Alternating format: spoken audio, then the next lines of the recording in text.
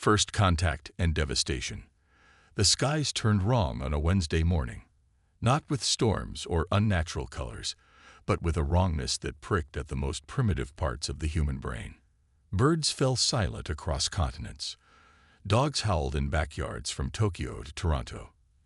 And in observatories around the world, astronomers stared at their screens in disbelief as thousands of objects simultaneously appeared in Earth's orbit, as if they'd always been there, but had simply chosen this moment to become visible. Commander Elena Rice was halfway through her morning coffee at Peterson Space Force Base when the alerts began flooding in. At 42, she'd spent 20 years preparing for first contact scenarios, yet nothing in her training had covered this. No gradual approach, no signals, no warning whatsoever. What exactly am I looking at? She demanded, scanning the orbital tracking displays that now showed countless objects where there had been only satellites moments before. "We're counting over 3,000 distinct objects, Commander," Lieutenant Park replied, his voice unnaturally steady. They appeared simultaneously across all monitoring systems. No approach trajectory. They were just, suddenly there. Elena leaned forward, studying the patterns. Distribution. Global. Clustered most heavily above major population centers. Park swallowed hard. And their changing formation. On the screens, the objects began to shift, reorganizing themselves with impossible precision. Not the chaotic movements of natural phenomena or even conventional spacecraft. These moved like a single organism with thousands of components. Get me the Pentagon. Now. But the call never went through. Across the globe, communication systems began failing in cascading waves. First military channels, then civilian networks, satellites, fiber optics, even hardened systems designed to survive nuclear attacks. Within 17 minutes of the object's appearance, humanity's global communication infrastructure had effectively collapsed. Marcus Chen noticed the cellular outage first. As lead engineer for Chicago's power grid monitoring systems, he was used to occasional network hiccups. But when the backup systems failed simultaneously, he knew something was catastrophically wrong. "Get the analog systems online," he ordered his team, gesturing to the old-fashioned equipment kept as a last resort. "Something big is happening." Through the office windows, Marcus could see people on the streets below looking up at the sky, pointing. He followed their gaze and felt his breath catch. Against the clear blue morning sky, something massive was descending slowly toward the city center, a dark, geometric shape that seemed to absorb light rather than reflect it. Not one object, but hundreds moving in perfect synchronization to form a larger whole. "That's not ours," whispered his assistant, stating the obvious with quiet terror. Before Marcus could respond, every electronic device in the building died simultaneously. The lights, computers, even battery-powered equipment. In the sudden silence, they could hear the same thing happening across the city. Car engines stalling, aircraft falling silent overhead. And then came the pulse. It wasn't loud. It wasn't even particularly violent. A ripple of energy emanated from the alien formation, spreading outward in concentric circles. As it passed through buildings, they simply collapsed, not explosively, but as if the fundamental forces holding their atoms together had been momentarily switched off. Glass, steel, and concrete flowed like water before resolidifying in broken, twisted forms. Marcus had just enough time to pull his team under the reinforced monitoring desk before the pulse hit their building. He felt a strange vertigo, as if gravity itself had hiccuped. The floor beneath them sagged but held. When they emerged, half the Chicago skyline had been transformed into an alien sculpture of broken architecture. Similar scenes unfolded across the planet. Within hours, every major city had been subjected to the same treatment, not obliterated, but fundamentally altered. The death toll climbed into the millions, yet strangely, the aliens seemed to be exercising restraint. Their weapons could clearly reduce matter to its component atoms, yet they were being selective. 3 days after first contact, Alina Reyes found herself in what remained of the United Nations headquarters in Geneva. The building was largely intact, having been spared the worst of the attacks. Representatives from surviving government and military organizations had gathered here, using courier networks and surviving low-tech communication methods to coordinate what remained of human resistance. They've established ground forces in 97 locations worldwide, Alina reported to the Emergency Council, pointing to a paper map spread across the conference table. Their tactics don't match any known military doctrine. They're not securing territory or resources in any pattern we can discern. General Williams, formerly of NATO Command, leaned forward. What are they doing then? They appear to be sampling. Alina's voice was clinical, masking her horror at what she'd witnessed. They're collecting specimens, not just biological. They're taking soil, water, building materials, technological artifacts, everything. An inventory, suggested a scientist from the Chinese delegation. They're cataloging Earth. Alina nodded grimly. That's our assessment as well. But there's something else. She produced several photographs taken by reconnaissance teams. They're paying special attention to sites of human creativity. Museums, theaters, even advertising billboards. They spend hours analyzing children's drawings in abandoned schools. The room fell silent as the implications sank in. So they're not just here for our resources, Williams concluded. No, Alina confirmed. They seem particularly interested in how we create, how we think, how we express ourselves. What followed was humanity's first coordinated counterattack. Using remaining aircraft and ground forces equipped with EMP weapons developed from studying the alien technology, military units launched simultaneous strikes against alien ground forces in 12 locations. The attacks were meticulously planned, coordinated using technologies the aliens hadn't disabled, hardened analog systems, primitive radio, even signal flares and runners. The counterattack was an unmitigated disaster. The aliens had allowed these attacks to proceed, seemingly curious about human military response. When the weapons finally deployed, the aliens simply absorbed the energy, redirected it, or ignored it entirely. Of the 12 strike teams, only one returned with survivors. But they brought back something invaluable. Confirmation of Marcus Chen's theory. Marcus had been recruited as part of a civilian science team analyzing alien behavior and technology. While military analysts focused on weapons and tactics, Marcus had been watching patterns. Power consumption, movement, communication. They're not individual entities, he explained to Alina during a secure briefing. Not in the way we understand individuals. They're components of a hive mind. A single consciousness distributed across thousands of bodies. Like insects? Alina asked. More like neurons in a brain, Marcus corrected. Each ship, each soldier is just a cell in a larger organism. But here's the important part. They have no concept of independent thought, no creativity, no imagination. Alina frowned. That's why they're so interested in our art and culture. Exactly. Marcus pointed to the data they'd gathered.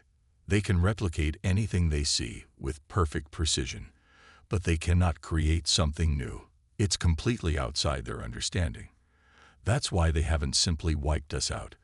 We possess something they cannot comprehend but desperately want to. So what good does that do us? Williams demanded.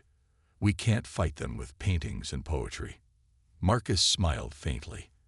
Actually, General, that's exactly what I'm proposing. As night fell over what remained of Geneva, Alina found Marcus on the roof of the headquarters, staring up at the alien ships that now hovered visibly in the night sky, no longer bothering to conceal themselves. Your plan is insane, she said without preamble. You realize that? Completely, he agreed, not looking away from the ships. But do you have a better one? She didn't. None of them did. After a week of devastating defeat, humanity was running out of conventional options. How can you be sure they'll respond the way you predict? She asked. We're betting everything on alien psychology we barely understand. Marcus finally turned to her, his expression illuminated by the strange lights emanating from the alien vessels overhead. Because they've shown us exactly what they value, what they don't understand, what they want. He gestured toward the heavens. They could have simply taken our resources, wiped us out, but they've been studying us, trying to understand something fundamentally human. Creativity, Elena murmured. Imagination, Marcus corrected. The ability to conceive of things that don't exist and then make them real. To them, it must seem like magic, like we're accessing some dimension they can't perceive. Elena stared at the alien ships, thinking of the billions of lives now depending on Marcus' theory being correct. If you're wrong, if I'm wrong, we're no worse off than we are now, he finished for her. But if I'm right, we have the one weapon they have no defense against. She nodded slowly. Operation Lazarus begins at dawn. As they watched, one of the alien ships shifted position, moving directly overhead as if it had sensed their conversation and was curious about its contents. Its surface rippled with impossible geometries, reminding Elena that they were facing something truly alien, not just in origin, but in fundamental nature. Yet for all their technological superiority, these beings had revealed a crucial weakness. They had come across vast interstellar distances not to conquer or destroy, but to understand, to learn, and perhaps, Elena thought grimly, to teach them something in return. The unexpected counterstrike. Dawn broke over a transformed Earth. 7 days since first contact, the planet had become unrecognizable.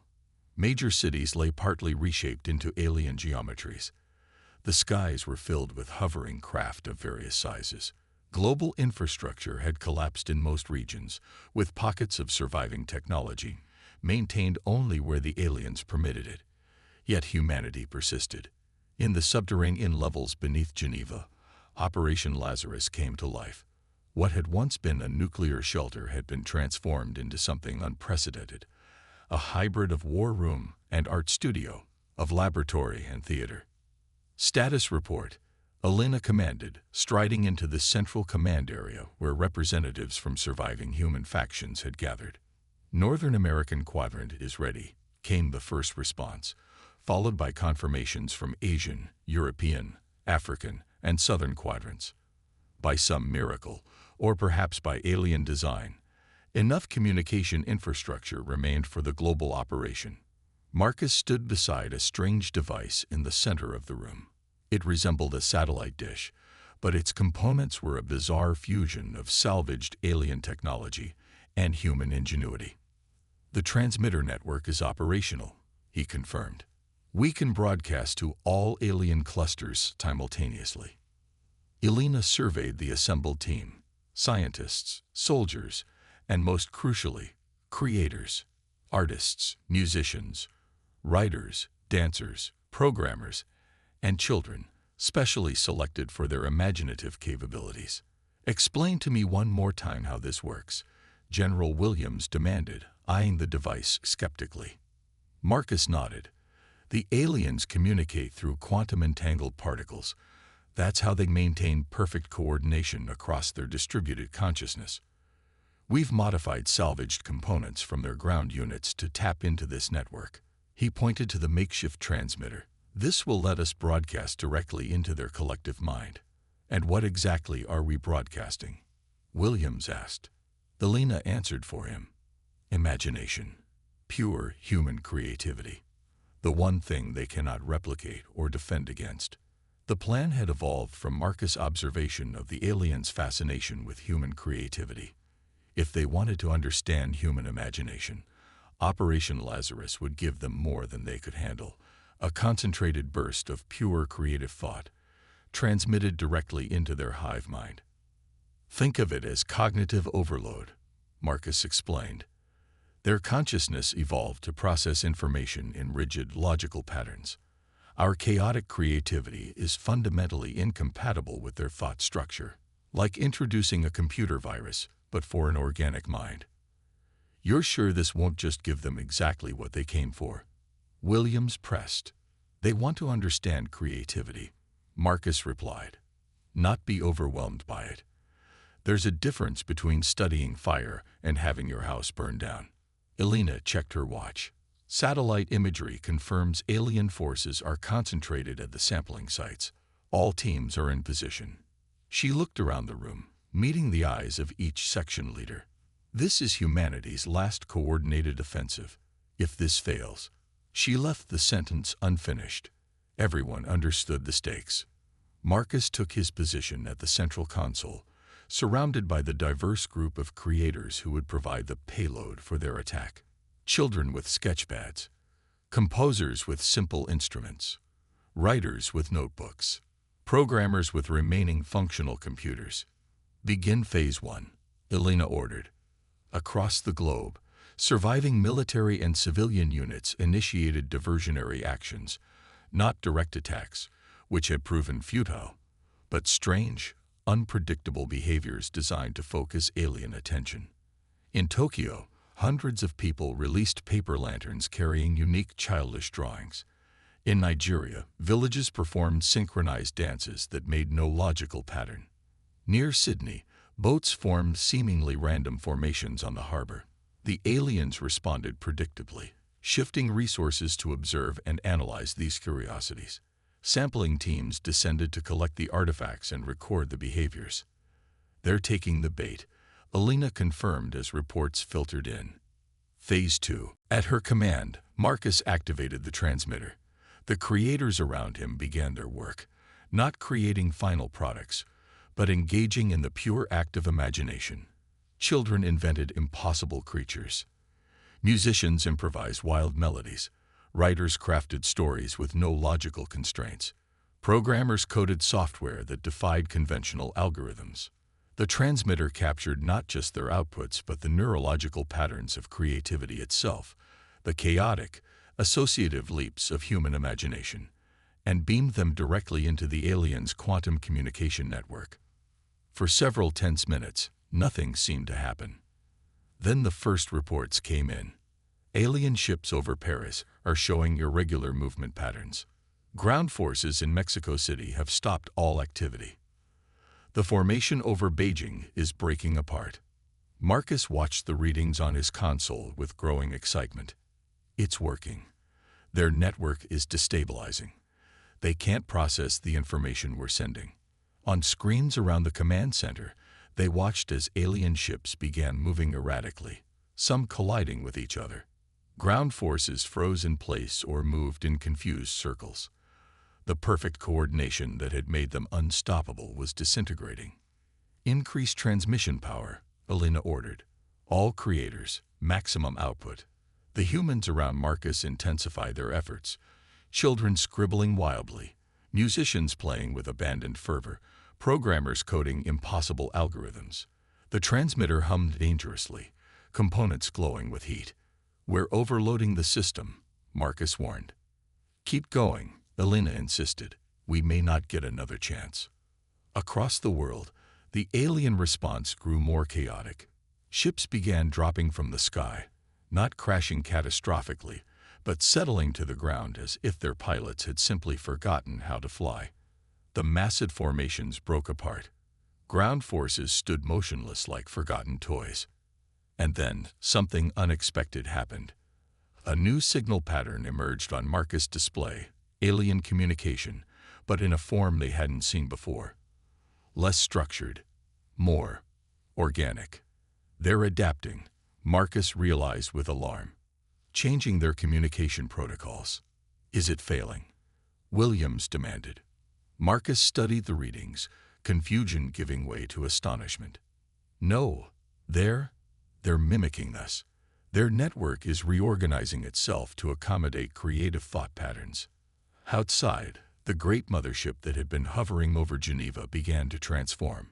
Its perfectly geometric surface rippled and flowed, forming new shapes that seemed almost artistic, curves and spirals, where before there had only been angles and straight lines.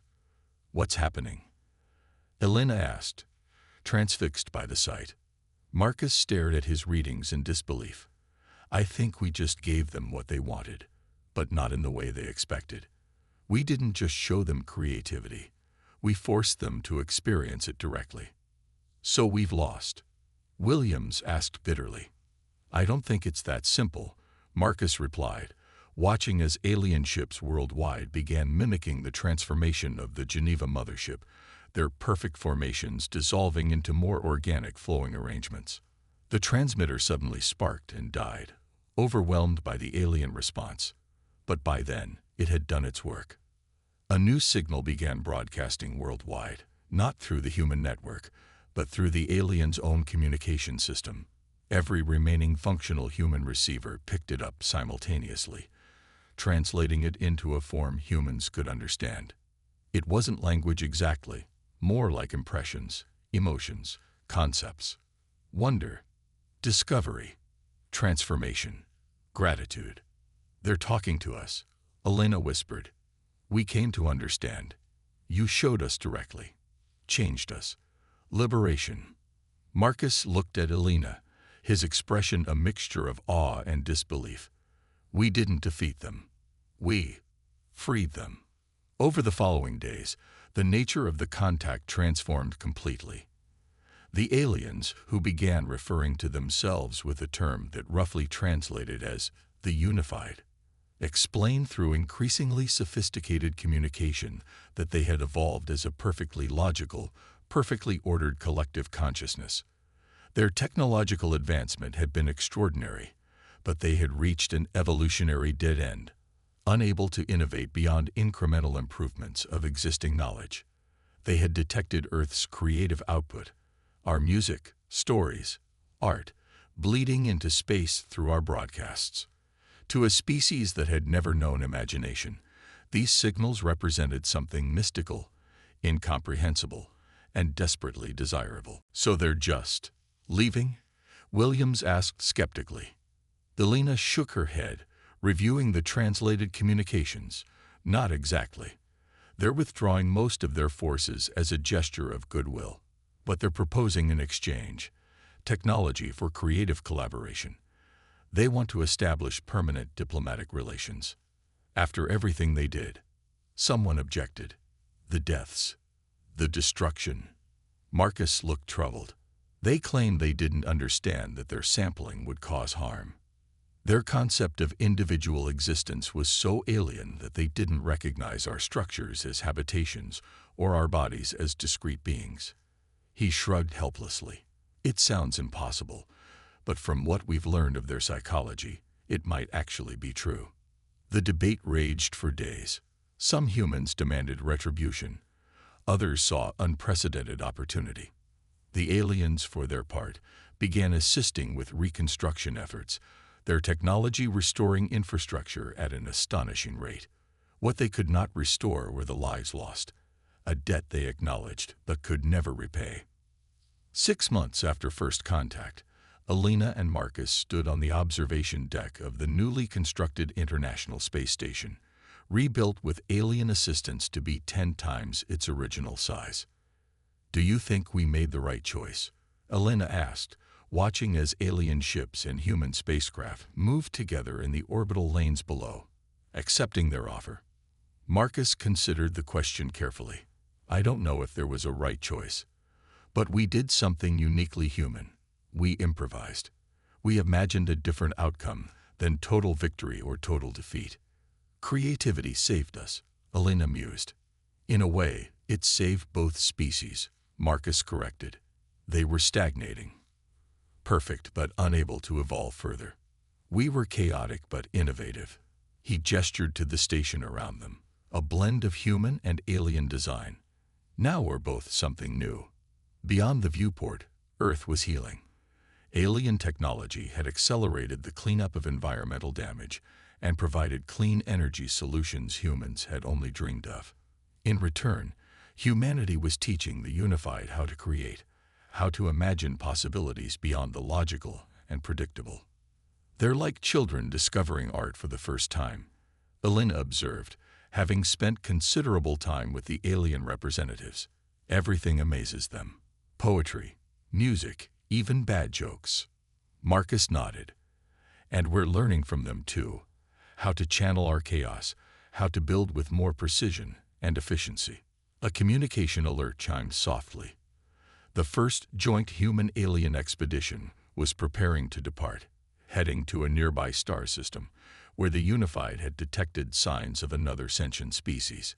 Humans would serve as creativity ambassadors, helping the Unified make first contact in a more diplomatic fashion than their arrival on Earth. "Ready for your new command?" Marcus asked. Elena straightened her uniform, a hybrid of traditional military dress and alien design elements that somehow worked together harmoniously.